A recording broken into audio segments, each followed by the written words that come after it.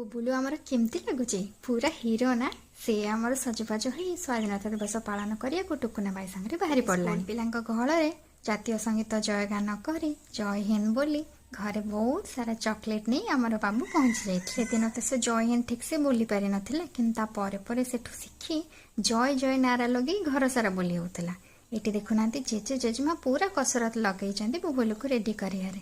ହେଲେ ସେ କାଇବା ପିନ୍ଧିବ, ସେ ତ ମନ ମଜଲିସ୍ କରିବ। ସ୍ୱାଧୀନତା ଦିବସକୁ ସେ ବି ଜନ୍ମାଷ୍ଟମୀ। ପିଠାପଣା ନ ହୋଇ ହେଇଥାନ୍ତା ବା କେମିତି? ତାଳ ପିଠା ପ୍ରସ୍ତୁତିରେ ସମସ୍ତେ ଲାଗି ପଡ଼ିଥିଲେ। ତାଳରୁ ମଣ୍ଡି କାଢ଼ିବା ଯେତିକି କଷ୍ଟ ସେତିକି ସ୍ୱାଦ। ଭାବିଲି ୟାର ପୂର୍ଣ୍ଣ ପ୍ରସ୍ତୁତି ଆପଣମାନଙ୍କ ସହିତ ସେୟାର କରିବି। ଆପଣ ତାଳ ପିଠା ଖାଇଲେଣି କି ନାହିଁ କମେଣ୍ଟରେ ଜଣେଇବେ। ହ୍ୟାଲୋ, ଏପଟେ ରାଧା ତ ଅଧା ସଜ ହେଇକି ବସିଛି, ସେପଟେ ଶ୍ରୀକୃଷ୍ଣ ଆମର ଶୋଇଛନ୍ତି।